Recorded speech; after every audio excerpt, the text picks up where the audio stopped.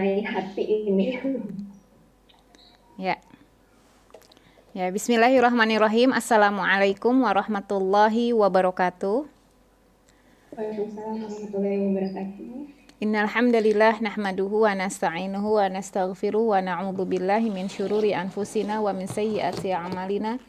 May yahdihillahu fala mudhillalah wa may yudlilhu fala hadiyalah. Asyhadu an la ilaha illallah wahdahu la syarikalah wa asyhadu anna Muhammadan abduhu wa rasuluh. Allahumma la sahla illa ma ja'altahu sahla wa anta taj'alul hazna idza syi'ta sahla. Rabbi shrah li sadri wa yassir li amri wahlul 'uqdatam min lisani yafqahu qawli. Allahumma rfa'na bil ilmi wat tuqa, Allahumma rfa'na bil ilmi wat tuqa, Allahumma rfa'na bil ilmi wat tuqa, wala haula wala quwwata illa billahil aliyyil azim. Punten sebelumnya bisa didengar suara saya?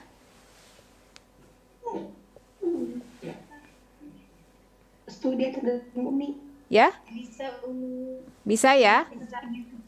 Iya Mit, dengerin. Ya, alhamdulillah. Alhamdulillah senang sekali saya bisa silaturahim dengan teman-teman sekalian, teman-teman Yuk Ngaji Bintaro. Mudah-mudahan bersamaan pertemuan kita kali ini, maka bersamaan ini pula kita dikumpulkan oleh Allah di jannahnya Allah. Dan mudah-mudahan Allah senantiasa memberikan ridho dan inayahnya atau lindungannya kepada kita semua. Subhanallah, Masya Allah, Tabarakallah, senang sekali ketika mendapat satu tema yang sangat dahsyat menurut saya, ya, berkaitan dengan hati. Nah, sebelumnya ingin saya sampaikan bahwa hati ini di dalam bahasa Arab disebut sebagai kalimat kolbun, ya, kolbun. Ternyata subhanallah, kolbun ini adalah nama sifat, ya. Kolbun ini sifat. Jadi kalau kita ketahui dalam bahasa Indonesia adalah hati, tetapi di dalam bahasa Arab hati ini diartikan dengan kalimat kolbun. Nah, ternyata kolbun ini di dalam kamus bahasa Arab dikatakan adalah sifat. Apa artinya? Kolbun ini adalah suhulatut taqallub. Apa itu suhulatut taqallub? Mudah berbulak-balik, mudah terombang-ambing, dan mudah sekali untuk berubah. Makanya suhulatut taqallub. Nah, lalu namanya apa dong kalau sifatnya suhulatut taqallub, sifatnya mudah terombang-ambing, mudahnya terbolak-balik? Namanya apa kalau begitu? Ternyata namanya adalah fuad. Jadi namanya itu adalah fuad. Yang ada di dalam diri kita, di sini di dalam yang berbentuk seperti ini ya, apa gimana sih? Saya susah deh, beginilah ya, bentuknya seperti itu. Nah, ternyata yang kita ketahui itu adalah hati atau dalam bahasa Arab itu adalah kolbun, ternyata itu adalah sifatnya. Kolbun itu dalam bahasa Arab suhulatut taqallub. Jadi kan kalau kita belajar bahasa Indonesia, ketika kita nggak paham arti dari satu kata dalam bahasa Indonesia, kita cari dong dalam kamus bahasa Indonesia kan. Nah, pun ini ketika ditanya tentang kolbun, dicari dalam kamus bahasa Arab, dalam kamus bahasa Arab, kolbun ini ternyata adalah sifat, yang artinya jadi bukan nama, sifat dari satu benda ini, ya. Apa sifatnya? Suhulatut taqallub. Lalu apa nama benda itu? Ternyata nama benda itu adalah fuad. Ya, fuad, nama benda yang ada di dalam hati yang mempunyai suhulatut taqallub, yang mempunyai sifat mudah berbolak-balik yang dinamakan kolbun itu ternyata namanya adalah fuad. Ya, mungkin teman-teman bisa dilihat di surat Al-Isra ayat 36. Al-Isra ayat 36. Dikatakan a'udzubillahi minasyaitonirrajim, bismillahirrahmanirrahim, innas sam'a wal basara wal fuada kullu ulaika kana anhu mas'ula. Ya. Nah, sesungguhnya sam'a wal basara wal fuad, sesungguhnya dikatakan bahwa pendengaran, kemudian penglihatan, lalu hati kita ini karena kullu ulaika kana anhu mas'ula, nanti itu akan dimintakan pertanggungjawabannya. Kelak mungkin teman-teman sudah banyak sekali mendengar, sudah banyak sekali mendengar penjelasan-penjelasan dari asatidz, dari ustadzat, bahwa kelak itu mulut kita, mata kita, ya, nanti akan bertanggung jawab. Ternyata bukan hanya mulut, bukan hanya mata, bukan hanya tangan, hati pun kelak akan dimintakan pertanggungjawabannya. Apa pertanggungjawaban hati kelak di akhirat? Hati akan dimintakan pertanggungjawabannya yang berkaitan dengan pekerjaan hati. Apa pekerjaan hati? Pekerjaan hati itu adalah niat. Makanya kalau di dalam kalimatnya dikatakan mahalun niyah fil qalbi. Tempatnya niat itu ada di dalam hati. Ya, punten sedikit saya ingin menyampaikan tentang niat. Boleh nggak sih saya berniat dilafalkan? Ini tentunya ada perbedaan pendapat. Ya, para ulama berbeda pendapat. Namun tetap ketika seseorang niatnya dilafalkan, tetap yang akan dinilai itu adalah niat yang berada dari dalam hati. Seandainya punten, nih waktu sholat zuhur nih sebentar lagi, datanglah sholat zuhur, jam 12:30 lah ternyata kita sholat zuhur, baru jam 12:30 kita sholat zuhur. Dalam hati kita, punten, seandainya dalam hati kita niatnya niat sholat zuhur, punten, tapi ketika usoli sholatul asri, tetap yang dinilai adalah yang di dalam hati. Berapa banyak orang, punten, berapa banyak orang yang dalam hatinya sih sudah pengen mengucapkan, tapi yang keluar keliru. Ternyata ya Allah, ternyata padahal saya mau ngomong ini, kok saya yang keluarnya ini. Nah, tetap yang ditanyakan adalah yang dinilai adalah hati. Dan subhanallah, ternyata ada satu ulama dikatakan namanya perkataan dari kaul Syekh An-Nablusi, ya. Syekh An-Nablusi itu adalah salah satu ulama dari Timur Tengah. Syekh An-Nablusi mengatakan bahwa karena umrul khalayal insan, bahwa sesungguhnya usia dari khalaya itu apa ya? Sel dari setiap manusia, ternyata khalayal insan mengalami tajdid. Ya, tajdid itu pembaharuan sel. Ya, mungkin di sini ada teman-teman yang sudah memahami tentang pelajaran biologi kah atau apakah gitu ya. Ternyata sel ini itu akan diperbaharui setiap 5 tahun sekali. Paling lama sel ini akan diperbaharui selama 5 tahun sekali. Dan paling cepatnya berapa lama? Paling cepatnya itu 48 jam. Ini perkataan dari Syekh Nablusi. Jadi semua sel yang ada di dalam tubuh kita, ya, itu setiap 5 tahun sekali itu berubah, ya. Kemudian paling lama, paling cepatnya berapa lama? Paling cepatnya dikatakan 48 jam atau selama 2 hari. Nah, yang dikatakan dari satu keindahan yang membuat kita takjub, ternyata penelitian menemukan sel tubuh yang lain mengalami perubahan selama 5 tahun sekali, bahkan paling cepat 2 hari sekali, tapi ada dua organ tubuh, organ yang di dalam tubuh kita yang tidak akan berubah. Apa itu? Punten, ternyata dikatakan ad-dimagh wal qalb. Apa itu ad-dimagh? Ad-dimagh itu adalah akal dan pikiran, ya. Dimagh itu akal dan pikiran. Bisa dibayangkan kalau setiap 5 tahun sekali pikiran kita, otak kita berubah. Coba, otak kita berubah, semua memori yang ada di dalam akan hilang setiap 5 tahun sekali. Ngeheng setiap 5 tahun sekali. Apa jadinya coba? Bagaimana kita menyampaikan dakwah kalau setiap 5 tahun sekali ini akal ini diperbaharui? Berarti kan diriset lagi. Berarti belajar lagi dari nol lagi. Berarti ya punten syahadat lagi, ya. Nah, itu jadi ternyata penelitian mendapatkan satu penelitian, ini perkataan dari Syekh Nablusi, teman-teman bisa dilihat dari Dr. Syekh Nablusi, itu orang Timur Tengah. Di YouTube banyak sekali beliau ceramah beliau banyak sekali. Nah, yang kedua adalah apa? Yang kedua adalah qalb, hati. Nah, tadi bahwa yang tidak akan berubah itu adalah ad-dimagh ataupun akal ataupun otak ataupun pikiran, itu nggak akan hilang, nggak akan berubah. Bahkan semakin lama otak kita diasah, maka semakin tajam. Ya, semakin sering kita otak kita digunakan, maka semakin berada di atas posisinya. Seperti halnya kalau kita naruh file di komputer, kalau di iPad gitu ataupun saya sih nggak main komputer sih ya, gaptek. Saya paling udah untung banget saya main iPad, main tablet gitu kan.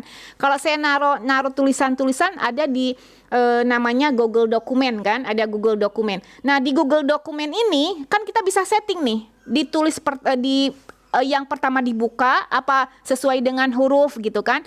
Nah, kalau kita tulis pertama dibuka, kalau kita sering membuka, maka itu akan selalu paling utama, selalu paling atas. Itu pun yang terjadi kepada otak kita, kepada pikiran kita.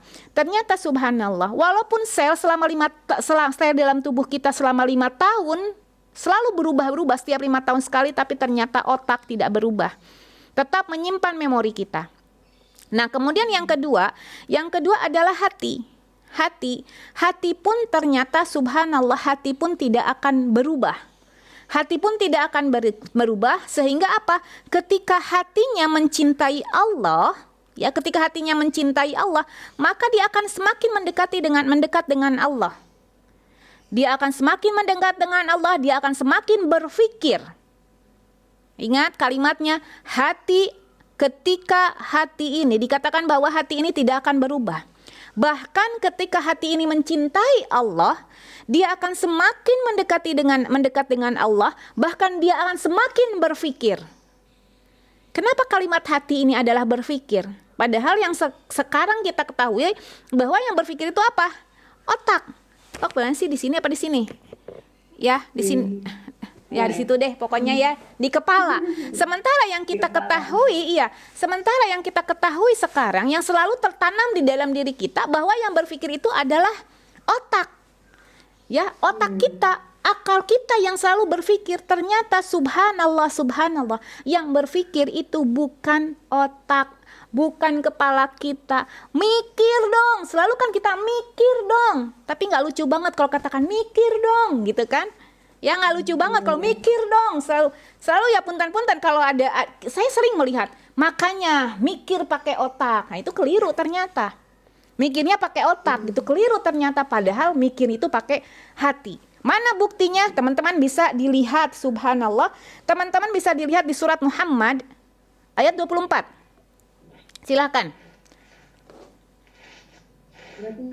Surat Muhammad ayat 24.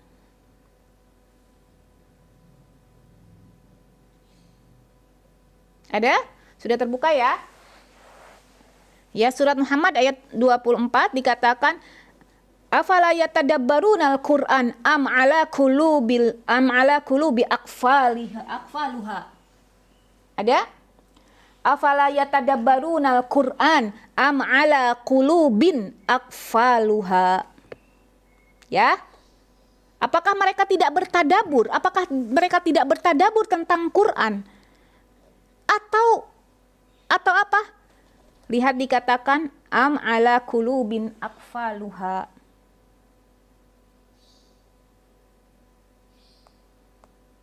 Ada? Dan hati yang tertutup. Nah, hati yang tertutup ini adalah, ada juga di ayat lain dikatakan sebentar. Ada di ayat lain bahwa ada kalimatnya bahwa hati ini berpikir. Sebentar, saya cek lagi.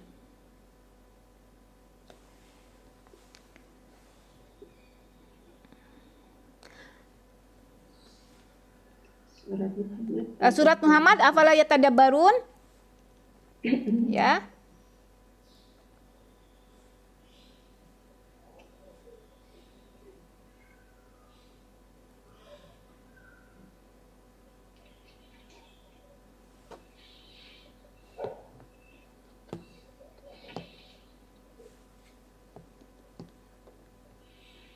Ini yang menyatakan, saya lupa ayatnya ayat berapa, sebentar. Yang mengatakan bahwa hati ini berpikir.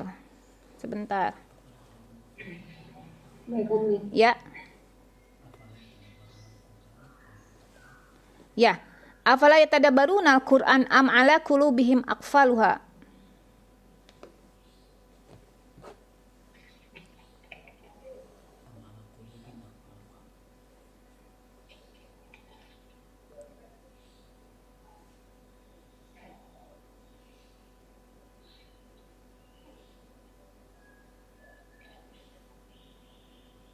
Nah, jadi ternyata teman-teman sekalian bahwa yang berpikir itu adalah hati, yang menyimpan memori itu adalah otak kita.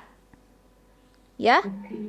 Jadi yang menyimpan memori kita adalah siapa? Otak, Otak. Tapi yang berpikir siapa? hati. Yang berpikirnya adalah hati. Jadi yang menyimpan memori adalah otak, yang berpikir adalah hati. Ya, subhanallah.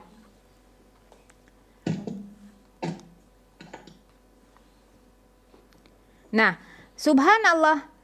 Afala yatadabbaruna al-Qur'an? Yatadabbarun, apakah tidak memikirkan tentang Quran? Apakah tidak mentadaburi tentang Quran? Quran di sini kan semua yang ada di alam ini, kenikmatan yang Allah berikan kepada kita. Apakah nggak mentadaburi apa-apa yang telah Allah berikan kepada kita? Apakah tidak mentadaburi? Mentadaburi itu, tadabur itu berasal dari kalimat dubur. Ya, dubur itu artinya belakang. Mentadaburi itu artinya memikirkan yang lalu-lalu. Apakah tidak bertadabur atas kenikmatan yang telah Allah berikan? Atau apa? Atau kulubnya akfaluha, apakah hatinya yang telah tertutup? Apakah hatinya yang telah tertutup? Nah, sehingga subhanallah, sehingga subhanallah, teman-teman, sebentar.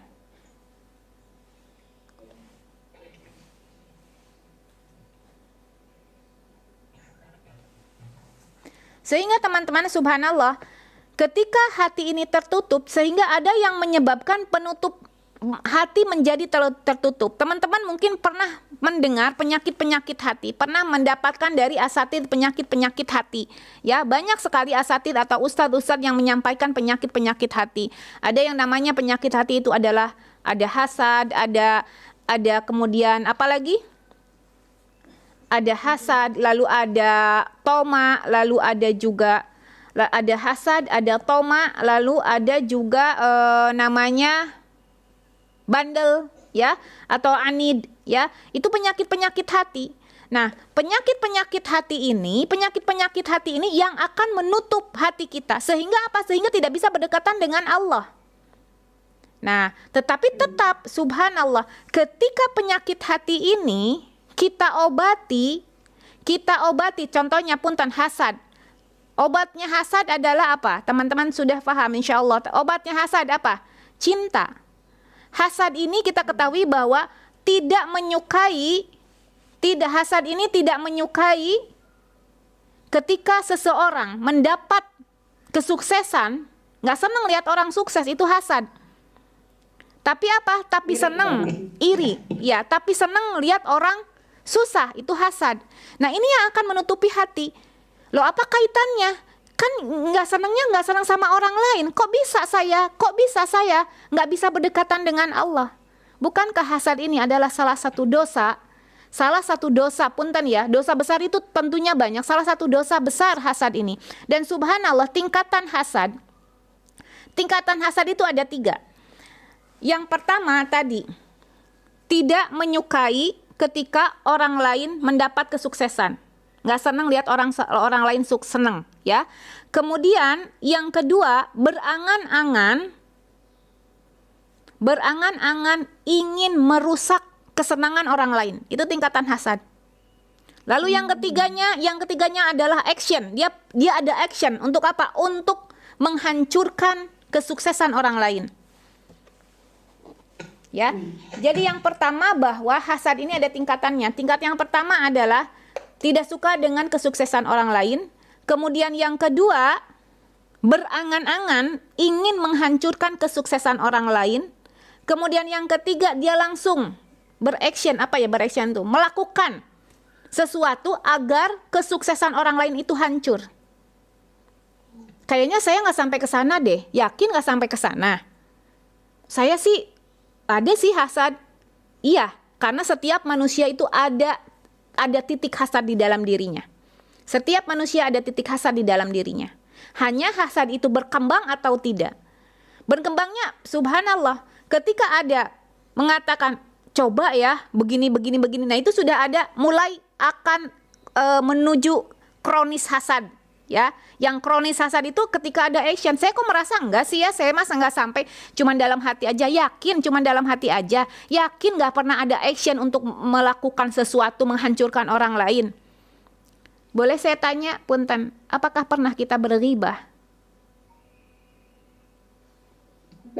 Ghibah, gosip. Oh, gibah. Berghibah. Iya.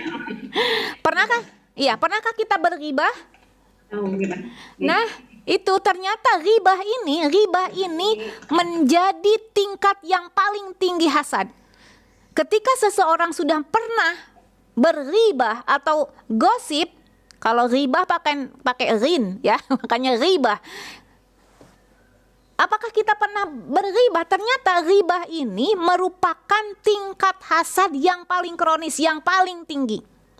Karena apa? Karena ghibah ini bisa menghilangkan kenikmatan yang didapati orang lain.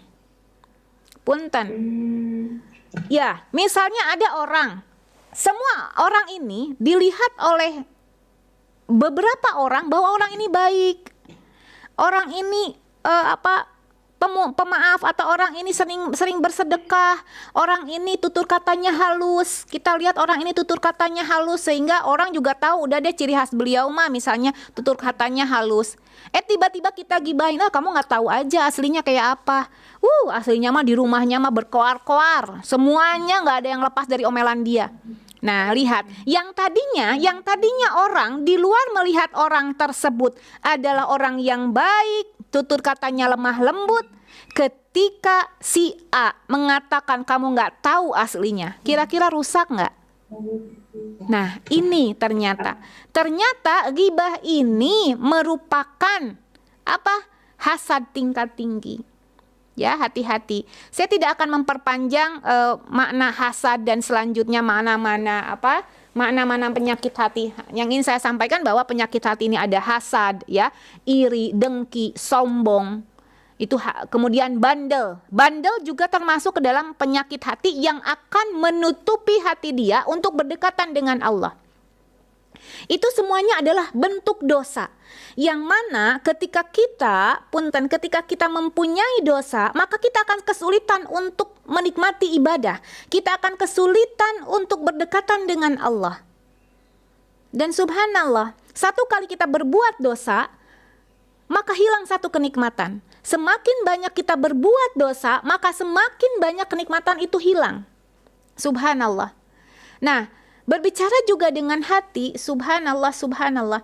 Berbicara juga dengan hati, pekerjaan hati ini adalah niat. Pekerjaan hati yang sangat kita fahami itu adalah niat. Makanya punten, siapapun di antara kita, kalau kita dari awal atau kalau kita selalu memperbaharui niat kita, maka sampai kapanpun, dalam kondisi apapun, kita tidak akan pernah mengeluh. Apalagi sekarang, zaman PSBB. Di PSBB ini insya Allah nggak ada yang mengeluh, nggak akan ada yang mengeluh. Aduh bosan ya di rumah terus. Aduh ini lagi capek deh. Belum tiap hari dengar anak berantem. Enakan kamu sekolah deh nak. Paling nggak kalau kamu sekolah mah bunda istirahat dengar kalian berantem. Udah deh sekolah aja deh. Nah, kalaulah subhanallah, kalaulah hati ini kita perbaharui pekerjaannya, kita riset pekerjaan hati ini setiap saat, maka tidak akan ada rasa bosan, tidak akan ada rasa capek, itu nggak ada. Merisetnya dengan apa? Merisetnya adalah dengan subhanallah, merisetnya kembalikan kepada tugas kita sebagai manusia. Tugas kita sebagai manusia untuk apa? Untuk beribadah, kita ketahui. Beribadah kepada siapa? Kepada Allah. Maka setiap saat perbaharuilah hati kita, niat kita dengan apa? Niat untuk beribadah karena Allah. Makanya ya saya sering menyampaikan, kalau kita ketahui, kita sering mendengar guru kita Ustaz Yusuf Mansur selalu mengatakan Allah dulu, ya kan? Allah lagi, Allah terus. Ya memang benar, Allah, Allah, Allah. Kalau semuanya dikaitkan dengan Allah, yakin nggak akan dapat, kita nggak akan merasakan kesulitan, kita nggak akan merasakan capek, itu nggak ada. Usikum wa iya ya nafsi bitaqwallah. Saya sih sudah mulai saya sih setiap hari dalam hati, ya Allah, setiap bangun gitu kan ya, setiap bangun tidur udah niat untuk memperbaharui niat saya. Ya Allah, saya niat ibadah ya Allah gitu kan. Pokoknya pengen semuanya berjalan dengan indah, pengen semuanya berjalan dengan nyaman, pengen berjalan semuanya tuh dengan penuh ketenangan. Itu setiap pagi saya begitu loh. Tapi kok tetap aja ada rasa bosan dalam diri saya. Bosan, belum lagi ketika yang sudah bersuami, belum lagi melihat suami begitu lagi. Kebiasaannya tuh misalnya punten ada beberapa ya curhatan yang suami saya tuh ya kalau udah saya ngomong nggak mau denger, tapi ketika dia ngomong saya harus denger. Bosan kan? Nah ini kalau kita perbaharui niat kita, niat untuk ibadah, nggak ada tuh kalimat itu. Usikum wa iya ya nafsi bitaqwallah. Sudah berniat dari awal, setiap pagi saya udah awali niat saya dengan untuk beribadah kepada Allah kok, tapi tetap ngerasa kok kayaknya ada bosan. Kita cek ada apa dengan niat kita. Kita cek bagaimana kabar dari niat kita. Kita lihat. Karena ada beberapa syarat, ternyata subhanallah, dalam pekerjaan hati ini ada beberapa syarat. Yang pertama adalah as-sidqu bin niyatun ikhlas lillahi ta'ala. Apa itu? Niatnya dengan jujur ikhlas karena Allah Ta'ala. Kalau masih merasa bosan, saya sih sudah niat dari awal, sudah niat untuk ibadah, tapi tetap aja ketemu tuh yang namanya bosan, tetap aja ketemu tuh yang namanya sebel, yang namanya jenuh, yang namanya iri gitu ya, apalagi hati-hati. Ya punten, ketika ada yang sudah berumah tangga, subhanallah, ataupun jangan ngobrol dulu tentang rumah tangga. Yang paling dahsyat hasad itu adalah ketika hasad itu sudah masuk ke dalam rumah. Artinya hasad itu bukan hanya antar orang lain, tetapi antar saudara. Ada nggak, punten, di antara kita yang mempunyai hasad kepada saudaranya sendiri? Banyak. Ya kalau anak kecil berantem mah itu mah biasa lah. Tapi ada nggak yang sudah dewasa, yang katanya sudah sering kajian, tapi tetap ada hasad kepada keluarganya, kepada saudaranya. Bahkan hasad antara suami istri. Emang mungkin hasad antara suami istri? Ya, sangat mungkin. Berapa banyak orang, ya, pasangan suami istri yang bercerai, apa penyebabnya? Hasad. Hasad itu lawan dari cinta, lawan dari kasih sayang. Kalaulah yang ditumbuhkan adalah kasih sayang, yang ditumbuhkan adalah cinta karena Allah Ta'ala, maka tidak akan ada perceraian. Ya, kita lihat lagi, penyebab kita selalu merasa bahwa kok begini lagi, kok jenuh ya. Apa penyebabnya? Ternyata kita lihat bagaimana niat kita, karena syaratnya apakah niat kita jujur karena Allah. Ya iya sih, niatnya mah jujur karena Allah. Orang saya setiap niat juga lillahi ta'ala, benar. Bagaimana tanda bahwa niat jujur karena Allah? Bagaimana taunya kita bahwa kita tuh niatnya jujur kok karena Allah? Punten, pernah nggak kita misalnya niat sih bangun untuk tahajud misalnya jam 2 pagi. Ya, niat tahajud bangun jam 2 pagi. Setel dong alarm jam 2 pagi. Ya, dinyalain dong alarm jam 2 pagi. Begitu jam 2 pagi nyala, ingat ini kan Ramadan. Kalau bangun jam 2 pagi, ntar keteteran, ntar pas mau waktunya sahur ngantuk, gak jadi sahur deh. Ya udah deh, nanti aja deh di-set alarmnya. Di-set lah alarm jadi jam 3:30. Begitu 3:30, ya Allah saya belum masak, belum nyiapin. Ya udah deh nanti deh tahajudnya deh, kan ada yang lebih penting. Nah ini. Jadi niatnya itu niat yang gak jujur itu. Artinya punten ya, mengingkari niat dia. Tapi kan niat mah kalau udah berniat mah atau dapat pahala gitu kan, kita selalu punya senjata itu. Iya. kalau itu tanpa disengaja. Kalau kondisinya seperti itu, seperti tadi itu disengaja, nggak dapat dia pahala yang indah. Bisa difahami nggak teman-teman? Nah, tetapi subhanallah, ternyata ketika seseorang, subhanallah, ketika seseorang berniat, subhanallah, berniat melakukan satu pekerjaan dengan ikhlas, lalu pekerjaan itu dia lakukan, subhanallah, walaupun pekerjaannya itu adalah pekerjaan yang kecil, ternyata akan mendapatkan pahala yang besar. Berapa banyak di antara mereka yang katanya niatnya, dia bilang niatnya niat ikhlas karena Allah. Punten, tetapi ternyata tidak bisa dikatakan niat ikhlas karena Allah. Dia kerjakan sedekah. Taruhlah dia bersedekah bisa sampai misalnya berpuluh-puluh juta. Ternyata yang kita lihat pekerjaan yang besar, yang bersedekah berpuluh-puluh juta, ternyata bisa dikalahkan. Bisa dikalahkan dengan apa? Dengan sedekah yang hanya nilainya sedikit saja. Pahalanya akan lebih besar. Apa itu? Punten. Senyum. Senyum. Berapa sih kita punya modal? Harus punya modal untuk sedikit tersenyum membahagiakan orang lain. Ini saya lihat banyak yang tersenyum juga nih. Ya. Berapa coba modalnya? 1.000 kah? Nggak nyampe. 500 kah? Nggak nyampe. 25 perak kah? Nggak ada harga, nggak ada nominal uang untuk dikeluarkan supaya tersenyum tuh nggak perlu. Tapi ketika dia bersedekah dengan berpuluh-puluh juta, dia harus ngeluarin modal yang besar. Ketika dia bersedekah tanpa ikhlas, maka sedekah yang berpuluh-puluh juta itu akan terkalahkan dengan sedekah senyum dia. Kenapa? Karena punten, benar senyum itu adalah satu sedekah yang benar-benar ikhlas. Iya loh. Coba punten saya tanya, pernah nggak di antara teman-teman nih, di antara teman-teman dari sejak Ramadan sampai sekarang sudah berapa kali teman-teman bersedekah dengan materi? Menyumbangkah?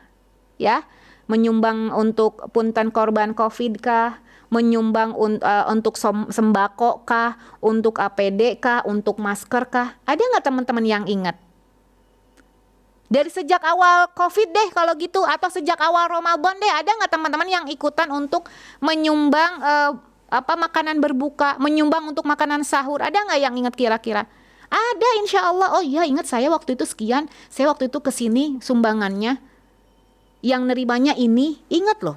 Tapi punten, saya tanya, teman-teman ada yang ingat nggak? Saya nggak nanya jauh-jauh deh. Sejak kemarin, berapa kali teman-teman tersenyum? Ayo, berapa kali? Dari kemarin, berapa kali? Ada banyak, 100 kali ada? Ada 100 kali? Kayaknya enggak ya 100 kali. Tersenyum hanya begitu saja, menyenangkan orang lain. Bukan ngakak loh, ada senyum, ada ketawa. Ya. Cuman coba punten kita ngelihat orang senyum tuh senang nggak sih? Seneng. Beda kalau ngeliat, sebel banget kan ngelihatnya kan. Nah coba, ada yang ingat nggak berapa kali kita, atau enggak dari tadi sahur deh, bisa kehitung nggak kita senyum berapa kali dari tadi sahur? Ada yang ingat nggak? Enggak kan? Atau kejauhan dari sahur, dari jam 7 tadi deh, ada yang ingat nggak berapa kali kita tersenyum? Nggak ada juga. Kenapa bisa nggak ingat? Karena kita ikhlas. Karena kita ikhlas. Dan ternyata subhanallah, pekerjaan yang kecil ini bisa mengalahkan pekerjaan yang besar. Ketika apa? Ketika diawali dengan niat ikhlas. Punten, senyum itu kadang-kadang kita nggak niat untuk senyum kok, ikhlas aja dia keluar. Salah satu tanda orang itu ikhlas, memberikan sesuatu tanpa dia ingat apa yang telah dia berikan. Itu. Ya. Berarti salah dong kalau saya pernah ngasih sedekah terus saya ingat. Bukan salah yang ingat, tapi yang salah itu yang diingat-ingat. Yang diingat-ingat. Ya. Beda lagi kalau kepada Allah. Kalau kepada Allah itu harus saling mengingat. Kalau kita bersedekah jangan diingat-ingat. Ingat sih boleh, tapi ya namanya kan kita manusia, punya akal, punya hati. Punya hati yang berpikir, punya akal yang punya akal yang menyimpan memori. Pasti ingat, tapi yang keliru itu adalah ketika mengingat-ingat. Nah, kembali lagi, kenapa kita masih sering merasa bosan di dalam keadaan seperti ini? Padahal subhanallah, Allah tempatkan kita kondisi PSBB ini, PSBB apa PSBB suka keliru deh, PSBB ya, PSBB. PSBB mah pelajaran saya dulu, PSBB mah pelajaran saya dulu lagi sekolah PSBB itu ya. Ketika dalam keadaan PSBB ini, Allah tempatkan kita di tempat yang paling nyaman loh. Di jannah kita loh. Nggak percaya di jannah? Iya, kan baiti jannati. Kalau kita merasa bosan di rumah, berarti itu kalimat baiti jannati delete. Jangan ada kalimat itu. Kalau merasa bosan di rumah nih, berarti kalimat baiti jannati kasihan banget. Bukankah kita selalu memberikan slogan baiti jannati, baiti, berapa banyak di antara kita ya punten ketika bikin status di Instagram ngeposting sesuatu itu lokasinya selalu baiti jannati. Nah, katanya baiti jannati, kok bosan? Nggak akan terjadi kebosanan kalau benar dia mengatakan bahwa baiti jannati. Bagaimana supaya begitu? Ikhlas, ikhlas dalam berniat, jujur dalam berniat karena Allah. Ketika tidak ada kejujuran karena Allah saat berniat, maka subhanallah, bukan hanya akan terjadi kebosanan, bahkan akan terjadi keputusasaan. Berapa banyak di antara mereka yang putus asa karena terlalu lama di rumah. Punten, belum lama saya dapat share, nggak tahu teman-teman dapat nggak, yang satu keluarga gantung diri, apakah itu kejadian yang sekarang atau kejadian yang lama gitu. Satu keluarga Bekasi ya Bi. Kejadian sekarang tuh di Bekasi katanya, wallahu alam, mungkin ada teman-teman dari Bekasi. Itu bunuh diri satu keluarga, digantung dari mulai anak-anaknya 3, suami istri pun gantung diri. Kenapa? Dari putus asa. Dari putus asa tidak diniatkan kehidupannya untuk apa? Untuk ikhlas. Padahal subhanallah dosa putus asa itu adalah dosa yang sangat besar. Seandainya ada orang yang mempunyai dosa, taruhlah saya selalu mengumpamakan dosanya itu sebesar bumi, naudzubillah. Ketika ada orang yang punya dosa sebesar bumi kita, ya. Lalu ternyata ada dosa baru yang didapat orang itu berupa dosa putus asa, subhanallah. Berupa dosa putus asa, maka subhanallah, dosa putus asa itu lebih besar daripada dosa yang sebesar bumi tadi. Punten, tadi ada yang mengatakan suaranya mengecil, gimana sekarang?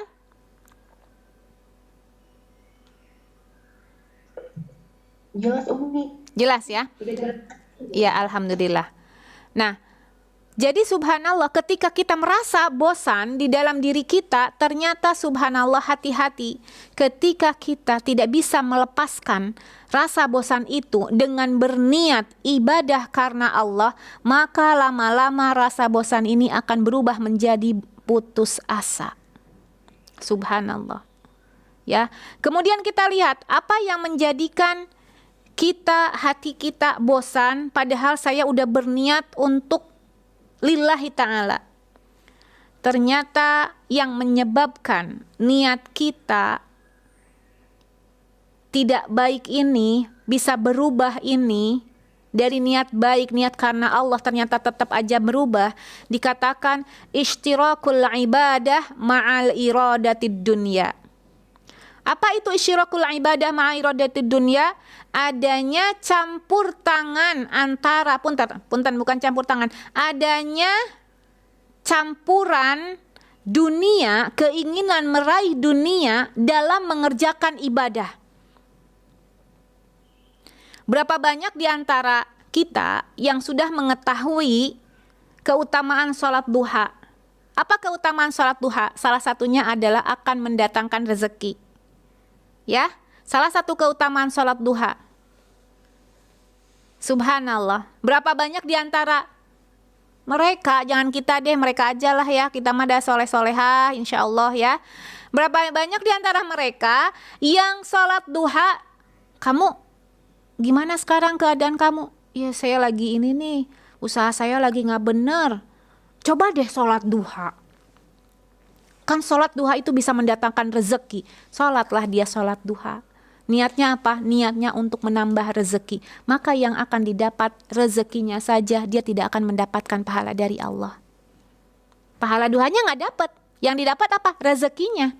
Dan subhanallah, seandainya dia mendapatkan rezeki dari sholat duhanya itu, wallahu a'lam, beberapa ulama mengatakan rezeki yang dia dapat, keberkahannya diragukan. Karena tadi apa? Ishtirakul ibadah ma'a iradatid dunya. Adanya keinginan dunia yang dibungkus dengan ibadah. Sekarang berapa banyak, ya punten, saya sering mendengar curhatan-curhatan. Umi Maki kadang nanya, Umi Maki kapan umroh? Tanggal sekian. Aduh, saya pengen banget padahal. Kenapa?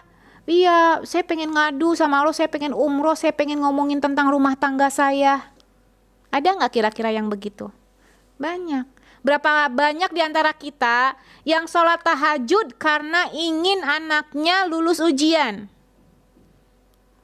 Atau mungkin orang tua kita pernah melakukan itu? Berapa banyak di antara mereka yang puasa karena apa? Ingin anaknya lulus ujian. Emang salah? Enggak salah.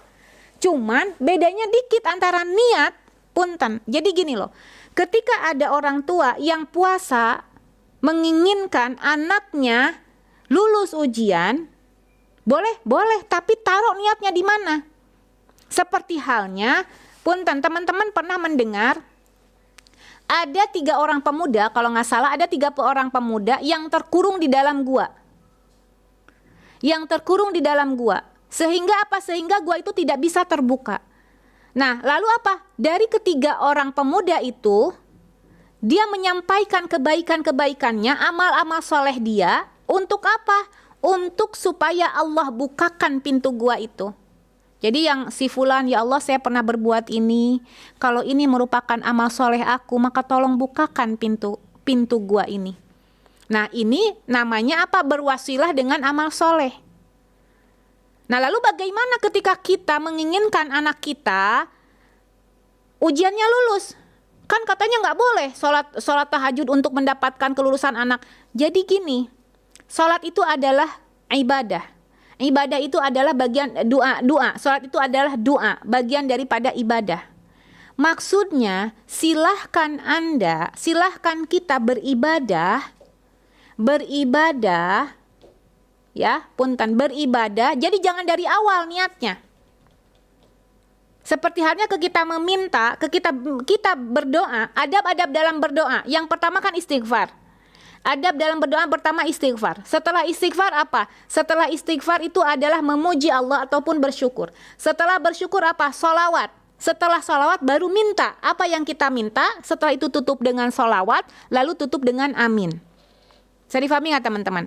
Nah, punten, sebelum berdoa ada baiknya, sebelum kita meminta, ada baiknya kita melakukan amal-amal soleh. Ya, tetapi punten, jangan diniatkan melakukan amal soleh untuk mendapatkan dunia. Karena ketika melakukan amal soleh untuk mendapatkan dunia, maka yang didapat adalah dunianya saja. Seperti halnya kita ketahui asbabul wurud dari innamal a'malu binniyat. Teman-teman pernah mendengarkan innamal a'malu binniyat? Ya, ini asbabul wurudnya adalah ketika ada seorang sahabat yang saat Rasulullah Shallallahu Alaihi Wasallam memerintahkan untuk berhijrah, ternyata orang itu hijrahnya bukan karena perintah Allah dan Rasulnya, tapi apa? Hijrahnya karena ada wanita yang dia sukai sudah hijrah duluan. Dia berharap ketika hijrah apa? Ketika hijrah dia akan bisa menikahi wanita yang dia inginkan. Sehingga apa kata Rasulullah? Yang dia dapat hanya dapat perempuan yang ingin dia nikahi, dia nggak dapat pahala hijrahnya. Pun sama, ketika kita ingin mendapatkan sesuatu, jangan kaitkan ibadah yang paling utamanya itu karena dunia. Ya, jadi ketika kita bosan, saya masih bosan kenapa? Karena lihat niatnya. Saya sudah berniat dengan ikhlas kok karena Allah. Coba lihat, apakah ketika kita beribadah, kita punten mengutamakan dunia saat beribadah? Itu yang harus kita lihat. Kemudian yang selanjutnya subhanallah, sebagai ikhtitam, adanya rasa bosan di dalam diri kita, bahkan naudzubillah bisa menjadi putus asa untuk kita. Apa? Karena tidak mau menerima qada qadar kita.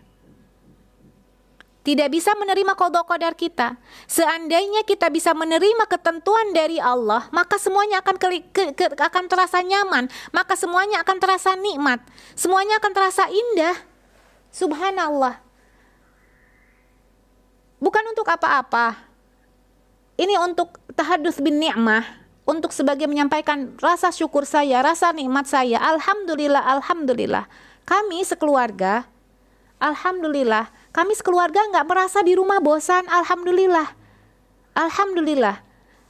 Ya bukan karena saya udah bisa net, bukan, karena kami menikmati karena punten kami bisa ngobrol dengan teman-teman seperti itu.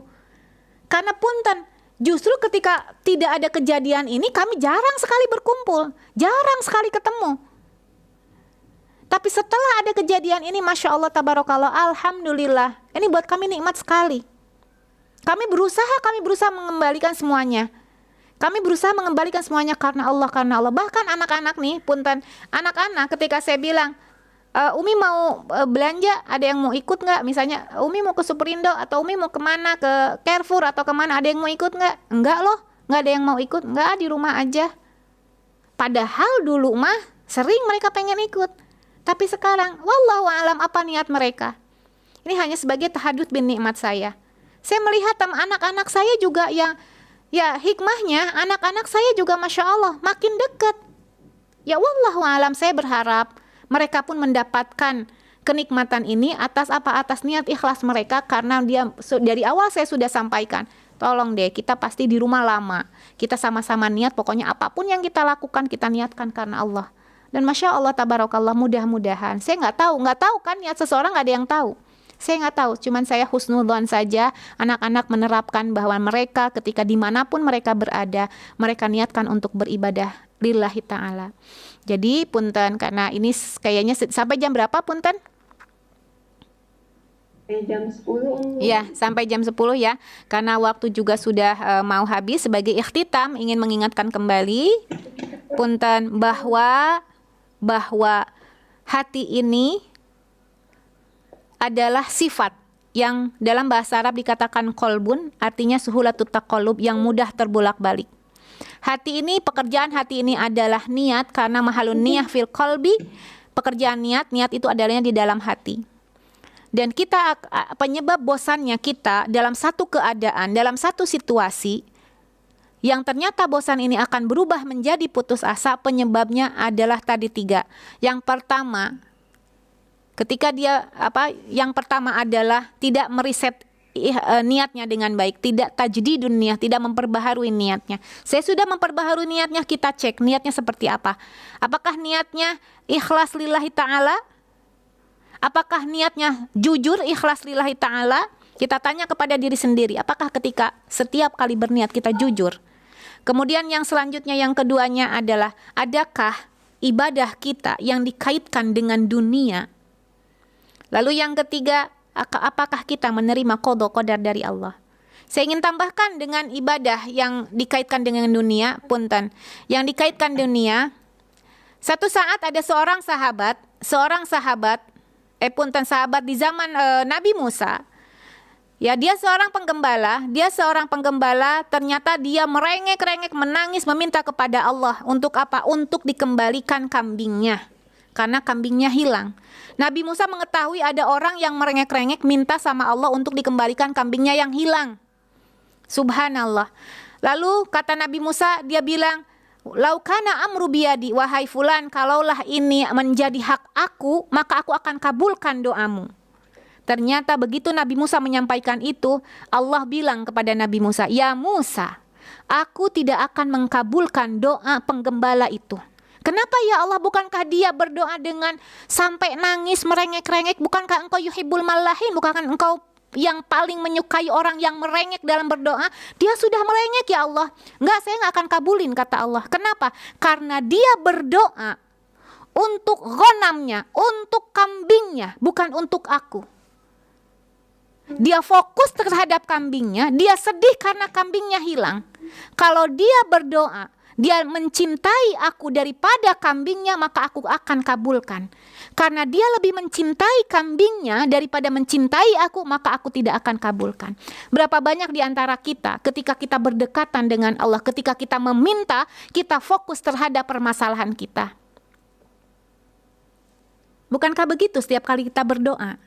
Makanya ternyata salah satu penyebab doa tidak dikabulkan karena ketika kita berdoa, kita tidak menanamkan cinta kita kepada Allah. Kita lebih takut terhadap permasalahan kita daripada takut kepada Allah. Ini, jadi hati-hati. Ini masuk ke dalam adanya urusan dunia yang dikaitkan dalam ibadah. Jadi kita saling mengingatkan bagaimana caranya supaya kita tidak merasa bosan selama masa PSBB ini. Sehingga bosan ini na'udzubillah bisa menyebabkan putus asa. Perbaiki niat kita. Jujur dalam berniat. Kemudian jangan campurkan ibadah dengan dunia. Lalu terima qada qadar dari Allah yang indah. Wallahu a'lam. Masya Allah. Sebentar. Ini sebentar. Masya Allah Umi. Penjelasannya lengkap banget nih Umi. Alhamdulillah. Hormon, hati ternyata sifat, dan itu juga ternyata untuk kita pikir ya Umi ya. Sedangkan kalau otak tadi untuk menyimpan memori, dan untuk hati sendiri sebenarnya kita itu juga pekerjaannya niat ya Umi ya. Baik teman-teman, tadi sudah menyimak apa yang sudah disampaikan oleh Umi Maki. Bagi teman-teman yang mau bertanya, silakan teman-teman. Ada yang mau raise hand? Oh, malah ada yang minta tambah Umi. Mau tambah? Banyak sih sebenarnya yang pengen sampaikan, cuman waktunya saya pikir ya, mangga. Kita buka tanya jawab dulu ya. Silakan. Teman-teman, siapa nih yang mau bertanya? Bisa langsung. Oh ada, oke. Ada yang sudah angkat tangan, ada Mbak Amel. Silakan Mbak Amel, di-unmute mikrofonnya, bertanya langsung. Assalamualaikum Umi. Waalaikumsalam warahmatullahi wabarakatuh. Umi, sebelumnya saya mau minta doa. Kebetulan saya kan salah satu yang terdampak, saya di PHK gitu Umi. Subhanallah. Nah, insya Allah sih saya ikhlas Umi. Cuman kebetulan saya juga tuh tulang punggung keluarga Umi yang biasa kirim ke kampung tiap bulan gitu Umi. Jadi tuh kadang ya mungkin karena kekurangan ilmu saya masih kalau sholat duha tuh mengharap gitu kan Mi, karena saya tuh merasa saya ada tanggungan gitu Mi. Nah itu tuh sebenarnya seharusnya gimana sih Mi, buat kita tuh yakin terus pasrah terus tanpa harus mengharap cepat dapat kerja, dapat pemasukan gitu Umi. Zakillah Umi. Ya, Bismillahirrahmanirrahim. Punten, subhanallah, berbicara tentang rizki, ini sempat disampaikan oleh kami berdua di dalam satu kajian, bahwa rizki ini, semuanya insya Allah tahu bahwa rizki ini tidak akan tertukar. Bahkan rizki ini Allah telah tuliskan untuk kita, sejak kita dalam kandungan, orang tua kita dalam kandungan ibu, di usia ke-4 bulan. Ya, bahkan dikatakan bahwa rizki ini sudah ada di dalam qada qadar kita. Allah sudah menuliskan rizki kita 50.000 tahun sebelum Allah menciptakan langit dan bumi. Allah sudah memerintahkan kepada qalam. Jadi yang pertama kali Allah ciptakan itu ada qalam, ada arsy Allah, satu lagi kalau nggak salah air ya, kalau nggak salah. Qalam, arsy Allah sama air. Itu 3 hal yang diciptakan pertama kali oleh Allah. Ini suaranya hilang. Oh hilang, ada nggak sekarang? Punten. Jadi saya sih. Ada? Ada sekarang? Ada Umi. Ada ya? Oh, udah baik Umi. Siap. Ada. Ya, berbicara tentang rizki, Allah sudah menetapkan untuk kita rizki ini jauh hari dari sejak kita dalam kandungan 4 bulan tadi kan ya. Kemudian juga bukan hanya itu, 50.000 tahun sebelum Allah ciptakan langit dan bumi, Allah sudah menetapkan rizki kita. Jadi yakin, bahkan ketika Allah masih memberikan kita nafas, artinya Allah masih memberikan rizki untuk kita. Saat Allah masih memberikan nafas kita, yakin bahwa Allah sudah menyiapkan rizki itu untuk kita. Kalau kita masih hidup, Allah masih punya rizki untuk kita. Allah masih berikan rizki untuk kita. Bahkan dikatakan bahwa kalaulah ada orang yang lari dari rezeki yang Allah berikan, itu sama seperti apa? Dia lari dari kematian. Artinya apa? Artinya kemanapun dia tidak akan bisa menghindar dari rizki itu. Adapun punten, ketika berdoa, ketika sholat duha, punten, sholat duha memang fadilahnya, keutamaannya sholat duha itu adalah memberikan rezeki. Hanya saja ketika kita berniat, punten, ketika kita berniat sholat duha untuk mendapatkan rezeki, punten, wallahu a'lam, beberapa ulama mengatakan yang akan dia dapat hanya rezekinya saja. Dosa? Tidak dosa. Toh kita mintanya sama Allah, kita sholat duhanya sama Allah. Namun yang harus kita ingat, punten, yang harus kita ingat bahwa rezeki ini bukan hanya berupa materi. Ya, nggak bisa dipungkiri, apapun sekarang di dunia ini hampir semuanya harus atau memerlukan materi. Tetapi punten, jangan sampai kita lupa atas rezeki-rezeki yang lain yang merupakan kenikmatan yang Allah berikan kepada kita. Jangan sampai lupa kita syukuri. Jadi punten banget, tanpa mengurangi rasa cinta saya. Seandainya orang ingin mendapatkan rezeki, lalu dia sholat duha, tapi tidak bersyukur, maka rezeki itu tidak akan didapatnya. Kita tahu, la in syakartum la azidannakum. Kalau kau bersyukur, maka aku akan tambah nikmatmu. Siapa tahu, punten, siapa tahu, mungkin sulitnya kondisi sekarang ini karena kita nggak bersyukur, karena kita kurang bersyukur sama Allah. Saya kok udah bersyukur ya Umi Maki, udah kok setiap saat, bahkan setiap habis sholat juga Robbi auzi'ani an ashkuro, saya baca itu. Betul. Sudah bertaubatkah? Sudah sih, saya sudah bertobat. Sudah, pokoknya yang sudah disampaikan, saya sudah bertobat, saya sudah bersyukur, saya sudah memuji Allah. Tapi kok ya gimana ya, hati kok merasa bahwa saya kekurangan, apalagi saya menjadi tulang punggung. Ingat, rezeki bukan hanya berupa materi. Mungkin punten, ketika Allah berikan ini kepada kita, pada hakikatnya Allah ingin menempatkan kita di derajat yang paling indah. Mungkin punten, yang kita raih, ya punten ya, kalaulah kita hanya mengandalkan sholat kita untuk mendapatkan surga Allah, nggak cukup. Kita mengandalkan puasa kita untuk mendapatkan surga Allah pun nggak cukup. Kita mengandalkan bakti kita kepada keluarga kita, kepada orang tua kita, kepada suami kita untuk mengganti dengan surga nggak cukup. Mungkin Allah pengen kita mendapat derajat surga yang indah sehingga Allah berikan ujian ini. Nih fulana atau fulan, saya berikan ujian ini, kata Allah, aku kasih ini karena aku pengen kamu berada di derajat yang paling indah, berdekatan dengan aku. Aku kasih ujian ini, kamu sabar dalam menghadapi ujian ini, maka surga terindah layak untukmu. Bukankah itu rezeki yang terindah? Yakin Allah akan senantiasa memberikan rezeki kepada kita selagi masih kita bernafas.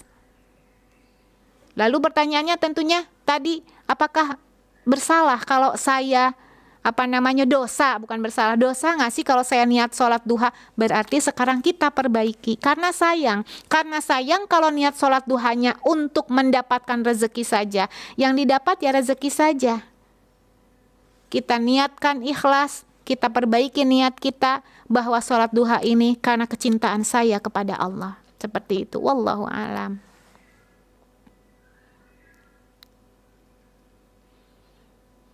Jazakallahu Umi. Baik.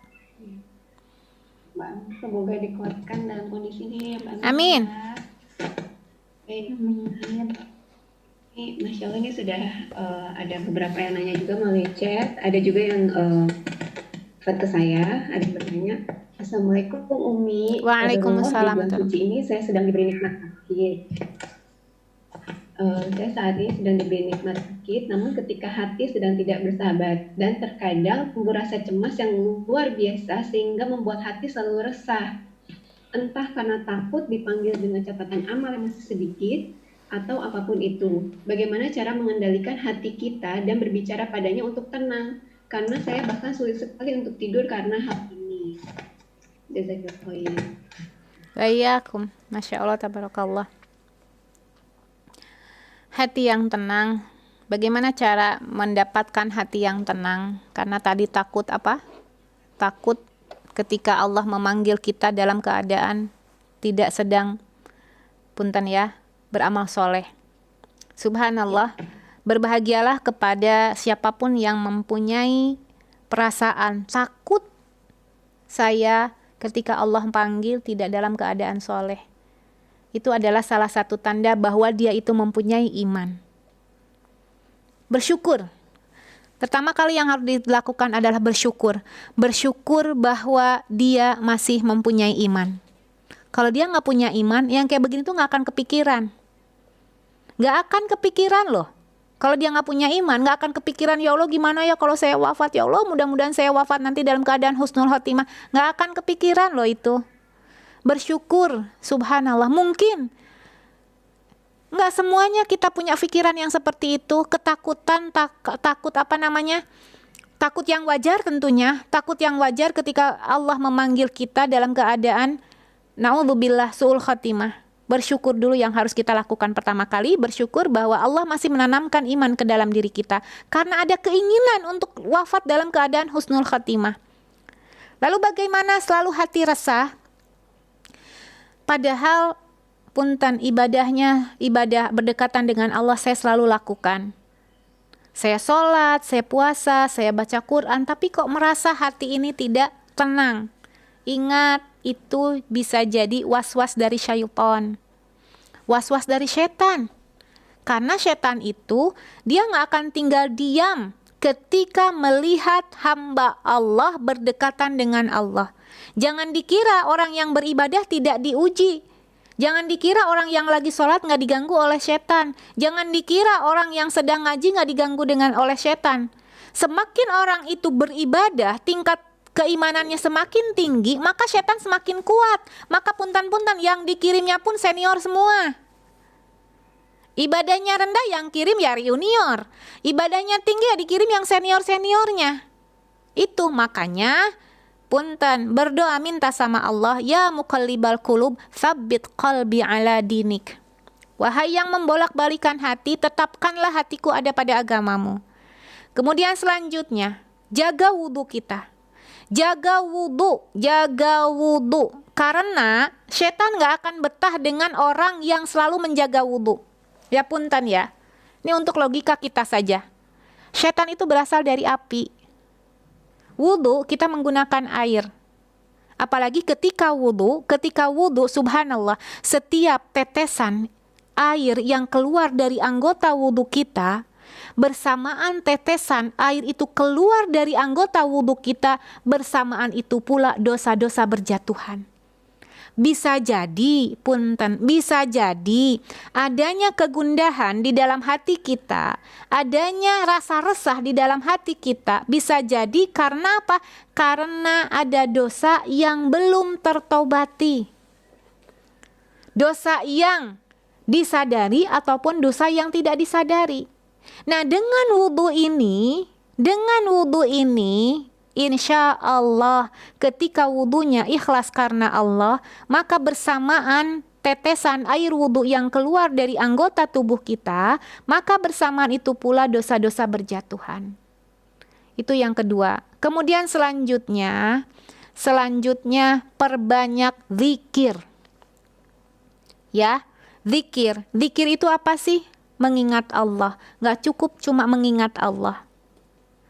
Zikir itu gak cukup mengingat Allah, tapi terus mengingat. Apa bedanya mengingat dengan terus mengingat? Saya sering mengumpamakan, kalau saya tanya sama teman-teman, punten, saya pengen lihat reaksinya. Teman-teman, apa bedanya mengingat dengan ingat terus, ingat selalu? Mengingat itu hanya sesekali, teman-teman. Tapi ingat terus, mengingat terus-menerus itu ingat selama-lamanya. Nah, yang keliru di dalam diri kita bukan ingat terus sama Allah, tapi ingat Allah. Nggak ingat terus, sementara yang diperlukan untuk kita itu adalah mengingat Allah terus-menerus. Ya, dzikron katsira, punten. Bedanya apa? Saya tanya, teman-teman, saya pengen lihat reaksinya. Saya lihat dulu yang ada gambarnya. Teman-teman, saya ingin lihat reaksi dari teman-teman. Teman-teman ingat sama orang tua teman-teman? Kalau yang ingat ngangguk. Ingat sama orang tua teman-teman? Ingat? Ingat ya. Kapan? Kapan ingatnya? Barusan kayaknya pas saya tanya ya. Iya, ditanya Umi jadi ingat. Nah, itu nggak boleh sama Allah. Sama Allah itu harus terus-menerus. Jangan begitu saya tanya ingat sama Allah, ingat. Itu namanya sedang mengingat, bukan ingat terus. Ya, jadi yang ketiga, yang tadi yang pertama adalah apa? Berdoa. Tadi apa yang pertama ya? Saya lupa. Berdoa untuk meminta ketetapan di dalam hati kita. Kemudian yang kedua, jaga wudhu kita. Karena wudhu ini bisa menjatuhkan dosa-dosa kita. Ya, karena bisa jadi yang menjadikan hati kita tidak tenang adalah karena adanya dosa yang belum kita tobati. Kemudian yang ketiganya adalah apa tadi? Zikrullah. Ya, zikrullah, zikir kepada Allah. Mengingat Allah terus. Bukankah dikatakan ala bidzikrillah tatmainnul qulub? Dengan berzikir hati menjadi tenang. Dan subhanallah, terutama perbanyak istighfar. Perbanyak istighfar. Karena istighfar ini bukan hanya bentuk zikrullah, tetapi juga bentuk permohonan ampun kita kepada Allah. Ya, mungkin teman-teman pernah mendengar, ketika orang berzikir dengan kalimat Allahu Akbar, Allahu Akbar, Allahu Akbar, di dalam riwayat, ketika ada orang yang berzikir, apapun itu, saya contohkan misalnya Allahu Akbar sebanyak 100 kali, maka di dalam buku catatan kebaikan kita, fulana membaca Allahu Akbar 100 kali. Ya, tetapi ketika ada orang yang berzikir astagfirullah, astagfirullah, astagfirullah, astagfirullah sampai berapa lama? Sampai 100 kali, maka yang tercatat di dalam buku kita tulisannya astagfirullah, astagfirullah, astagfirullah, bukan lagi 100 kali tapi dicatat sampai bawah 100 kali catatan. Bisa difahami nggak teman-teman? Artinya itu akan memperbanyak atau memenuhi buku kebaikan kita. Dan dengan istighfar, subhanallah teman-teman, Allah bukan akan memberikan ampunannya kepada kita, tapi Allah akan memberikan rahman dan rahimnya untuk kita. Makanya teman-teman pernah mendengar kalimat wallahu ghafurur rahim. Apa itu wallahu ghafurur rahim? Wallahu ghafurur rahim itu adalah Allah yang maha mengampuni dosa-dosa yang telah kita taubati. Rahim Allah tidak menyia-nyiakan dosa yang sudah dihapus. Taruhlah seandainya ada orang yang mempunyai dosa sebesar gunung Uhud misalnya, naudzubillah, dosanya itu mengalahkan gunung Uhud, lalu dia bertobat, membacakan astagfirullahaladzim dengan ikhlas, dia bertobat karena Allah, taubatan nasuha, maka Allah akan menghapus dosa-dosa dia. Tetapi bukan hanya itu, nilai dosa yang besar tadi, subhanallah, nilai dosa yang besar tadi Allah nggak sia-siakan loh. Tetapi apa? Allah pindahkan ke dalam timbangan kebaikan. Punya dosa, bertaubat, Allah hapus dosa itu. Ternyata dosa itu tidak Allah sia-siakan nilainya, tapi Allah pindahkan ke dalam timbangan kebaikan. Sehingga apa? Sehingga memenuhi timbangan kebaikan kita. Jadi yang pertama, satu, tadi apa saya lupa deh. Membaca doa ya muqallibal qulub, tsabbit qalbi ala dinik. Kemudian yang kedua, menjaga wudu. Lalu yang ketiga, berzikir. Ya, berzikir. Lalu yang selanjutnya, kembalikan subhanallah dengan kalimatnya, yakin bahwa apapun yang Allah berikan kepada kita itu yang terbaik untuk kita, dan belum tentu yang kita inginkan itu baik untuk kita. Wallahu alam.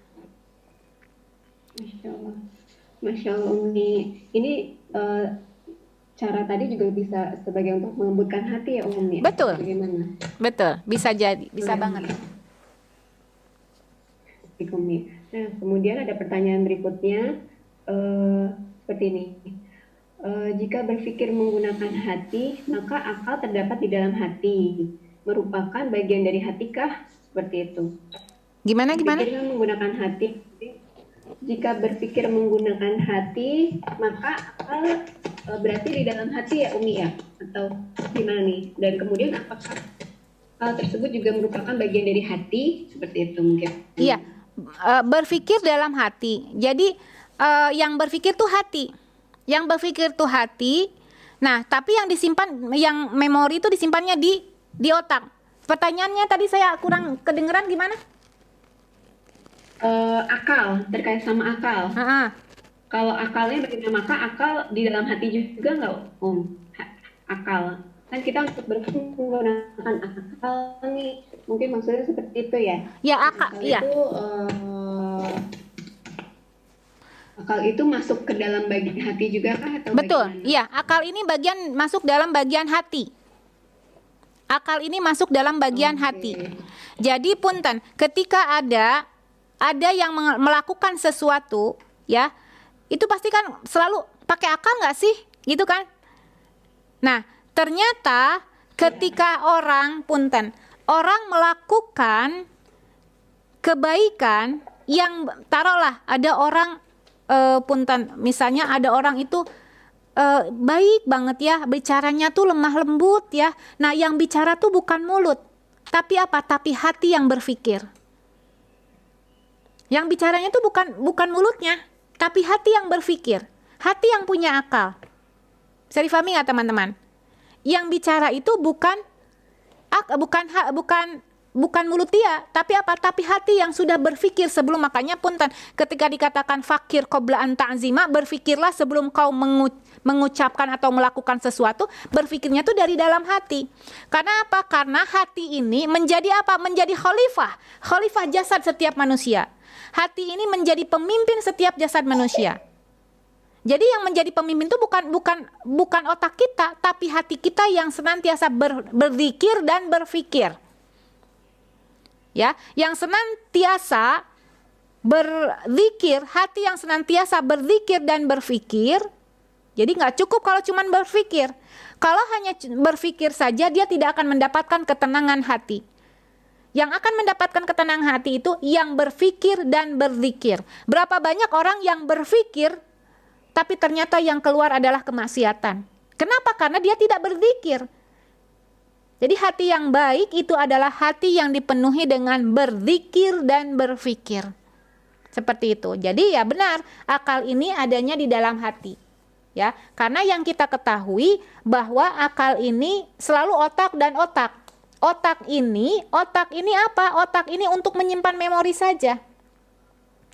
Nah, punten buktinya ada pernah ya kalau nggak salah di ini dokter dokter Nablusi ini menyampaikan sampai pernah ada pencangkokan hati ya. Tadi disampaikan bahwa hati ini tidak akan berubah sampai berapa tahun pun tidak akan berubah seperti halnya otak kita. Otak kita tuh nggak akan berubah. Otak kita tuh nggak akan berubah sampai berapa tahun. Kalau otak kita berubah, berarti memori kita pun akan berubah, meriset. Jadi nol lagi, nol lagi. Nah, hati, bukti bahwa hati ini tidak akan berubah sehingga apa pernah ada kejadian pencangkokan hati.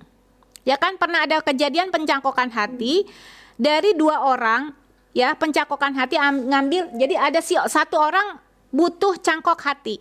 Ternyata ngambil dari orang yang ternyata orang itu senang banget musik apa ya? Musik deh pokoknya. Senang musik apalah, saya kurang tahu musik jazz atau musik apa gitu ya, musik rock atau apalah, pokoknya musik gitu. Ternyata musik lah, kita taruhlah musik rock ya, walaupun saya nggak tahu musiknya musik apa. Taruhlah musik rock. Nah si ini ternyata sukanya musik jazz. Nah begitu dicangkok dari hati yang suka musik, terbalik, dia suka musik rock, yang apa, yang minta dicangkokin tuh sukanya musik rock, yang menjadi pendonor sukanya musik jazz. Ya, ada penelitian tuh. Nah, akhirnya yang dari musik jazz itu dicangkok hatinya oleh siapa? Orang yang suka musik rock. Ternyata subhanallah dikatakan bahwa subhanallah ternyata yang tadinya suka musik rock menjadi suka musik jazz. Wallahu alam. Ini penelitian disampaikan oleh Syekh Nablusi ya. Wallahu alam. Ini hanya sebagai contoh saja. Ini salah satu bukti bahwa hati ini tidak akan berubah. Ya. Apalagi kalau hati ini selalu dikaitkan dengan cinta kepada Allah Subhanahu wa taala.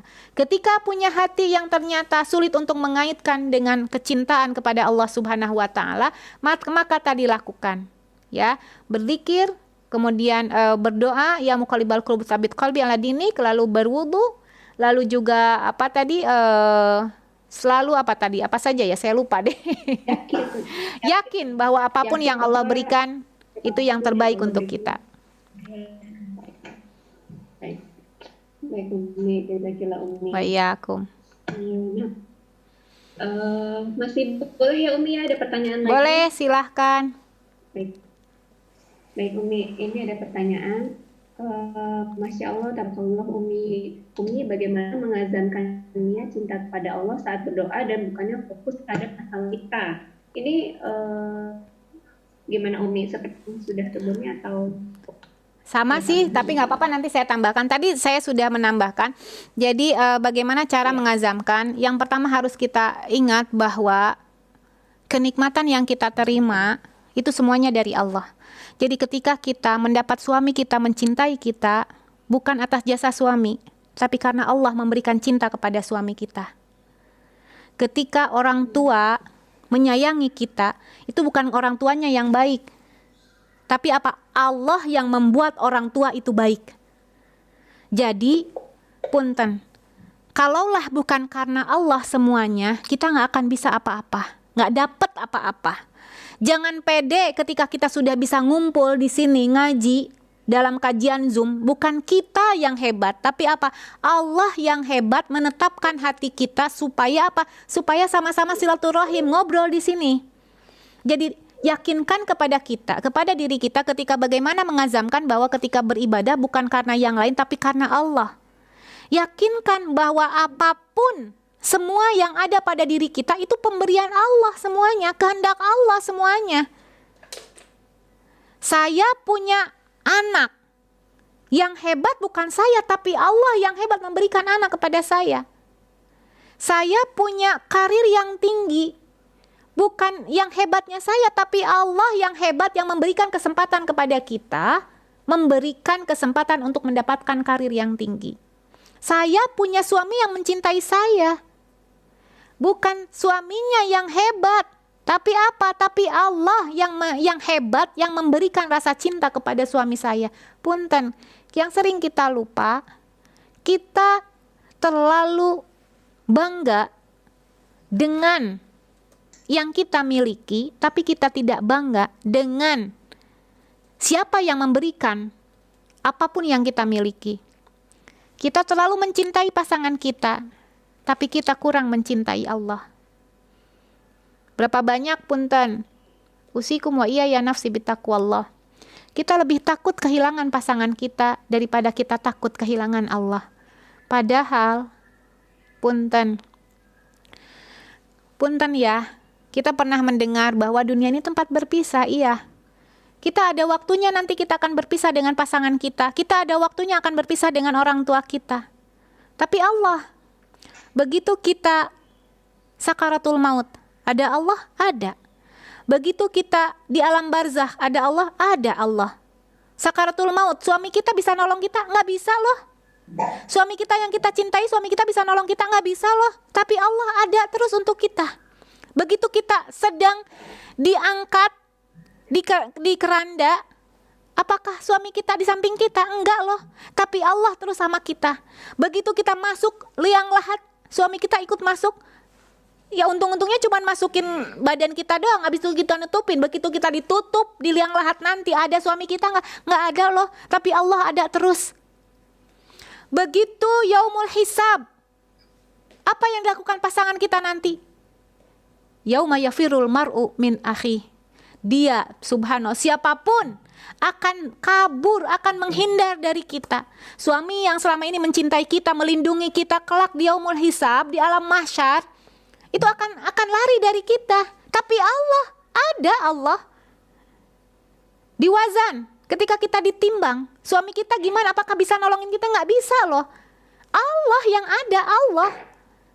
Bahkan sampai ke surga pun, Allah selalu ada untuk kita. Jadi sangat disayangkan, usikum wa iya ya nafsi bitaqwallah. Kalau kita tidak meniatkan semua ibadah karena Allah, yakin bahwa Allah akan selamanya bersama kita, maka niatkan semuanya karena Allah Ta'ala. Seperti itu, wallahu a'lam. Masya Allah, ini benar-benar sebagai pengingat banget nih Umi. Baik Umi, pertanyaan yang berikutnya Umi. Bismillahirrahmanirrahim. Assalamualaikum.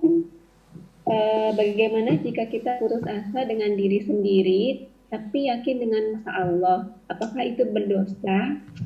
Syukran Umi. Ya, kalau putus asa Dengan diri sendiri, tapi yakin ada Allah. yakin dengan kuasa Allah. Iya. Iya. Berdosa nggak Umi? Ya, berarti itu belum yakin. Belum yakin atas kuasa Allah. Kalaulah dia yakin atas kuasa Allah, maka tidak akan ada putus asa. Ya. Kalau sudah yakin akan kuasa Allah, nggak akan ada kalimat putus asa sedikit pun. Berarti harus dikuatkan lagi hati kita. Dikuatkan hati kita untuk tetap dalam agama Allah. Cek lagi, adakah dosa-dosa yang belum, ya karena yang membuat kita putus asa itu adalah juga adanya dosa-dosa yang belum kita tobati. Ya, pernah disampaikan, beberapa kali saya sampaikan bahwa ada namanya tobat, ada namanya istighfar. Kalau tobat itu orang melakukannya kadang-kadang hanya karena ketika dia sadar melakukan kemaksiatan. Dan di dalam tobat itu ada istighfar, artinya istighfar bagian dari tobat. Ya, tetapi istighfar tidak menjadi syarat seseorang untuk melakukan kemaksiatan baru dia harus istighfar. Enggak. Istighfar itu harus dilakukan sebanyak-banyaknya setiap saat. Bahkan Rasulullah SAW beristighfar dalam sehari paling sedikit 70 kali loh. Siapa Rasulullah? Siapa kita? Apa kita dibandingkan Rasulullah? Subhanallah. Apa kita dibandingkan Rasulullah? Rasulullah itu sudah dijamin masuk surga. Rasulullah yang sudah dijamin masuk surga saja, subhanallah, apa? Beristighfar loh. Kenapa kita yang ya punten-punten, kita sudah terjamin apa? Oleh amal-amalan kita, nggak ada jaminan kita, subhanallah. Kenapa kita enggan untuk beristighfar? Perbanyak istighfar, perbanyak taubat. Karena apa? Karena bisa jadi punten putus asa itu dikarenakan adanya dosa yang belum kita taubati. Ingat bahwa Allah senang. Innallaha yuhibbut tawwabina wa yuhibbul mutatahhirin. Allah tuh gembira banget kalau ada orang yang taubat. Ketika kita mencintai seseorang, kita akan senang ketika kita dibahagiakan oleh orang yang mencintai kita. Senang nggak kalau kita dibahagiakan sama orang yang mencintai kita? Senang. Tapi akan lebih senang lagi ketika kita bisa membahagiakan orang yang kita cintai. Abi Maki tuh kebiasaan deh, kalau saya lagi begini suka gangguin, punten ya, jadi pengen ketawa-ketawa. Dia iseng soalnya. dia Zoom ayo nah. dia mau zoom juga teman-teman. Jadi gini, ini untuk ikhtitam ya. Jadi kalau saya pas lagi zoom, yang jadi operator dia. Kalau dia yang lagi dapat kajian zoom, saya yang jadi operator. Gitu. Jadi sebagai ikhtitam, sebagai ikhtitam teman-teman sekalian, sebagai ikhtitam, Allah senang dengan orang-orang yang bertobat. Kalau kita pengen nyenengin, kalau kita mengatakan bahwa aku sangat mencintai Allah, buktikan. Bukti mencintai itu adalah menyenangkan yang kita cintai. Kita akan senang. Ganggu si Abi mah. Kita akan senang, punten ya. Kita akan senang ketika kita disenangkan oleh yang kita cintai. Tapi kita akan jauh lebih bangga, lebih senang ketika kita bisa menyenangkan yang kita cintai. Kalau kita mengikrarkan diri kita mencintai Allah, kenapa kita nggak bikin Allah senang? Bagaimana cara membuat Allah senang? Bertaubat. Benar Allah senang sama orang yang bertobat. Benar, di dalam hadis qudsi dikatakan kamakola ya teman-teman, di dalam hadis qudsi dikatakan bahwa kalau seandainya makhluk yang aku ciptakan ini, manusia ini tidak berbuat maksiat, maka aku akan ganti dengan makhluk yang lain, aku ciptakan makhluk yang lain yang berbuat maksiat. Sehingga apa? Karena aku ingin orang yang berbuat maksiat itu bertaubat. Jadi, kenapa? Karena saking senangnya Allah kepada orang yang bertaubat. Dan karakter manusia ini memang selalu berbuat dosa, bermaksiat. Allah ciptakan manusia selain untuk beribadah, mempunyai karakter berbuat dosa. Maka karena manusia punya karakter berbuat dosa, Allah ciptakan pintu yang mana pintu itu tak akan pernah tertutup. Dinamakan pintu taubat. Pintu taubat Allah ciptakan karena Allah mencintai orang-orang yang bertaubat. Punten sekali lagi, kalau masih merasa ada putus asa di dalam diri kita, berarti masih harus diperkuat sekali keyakinannya bahwa Allah Maha Kuasa. Seperti itu, wallahu a'lam. Cukup ya teman-teman, ini kebetulan abinya Maki mau zoom juga, makanya dia resah dan gelisah. Oh gitu. Baik Umi. Iya. Tadinya ada yang mau nanya lagi, tapi sudah bukan Umi ya. Insya Allah kesempatan yang lain. Nggak apa-apa. Ya mohon maaf teman-teman, nggak apa-apa ya, yang nanti mungkin bisa ikut di sesi Umi Maki yang berikutnya. Insya Allah. Kemarin ya Umi ya. Ya? Saya alhamdulillah bisa ikutin Mbak. Kemarin ikutan yang sesi parenting sama live. Oh, alhamdulillah. Alhamdulillah. Baik teman-teman, karena pukul 10:30 dan ini juga ada uzur lain. Baik.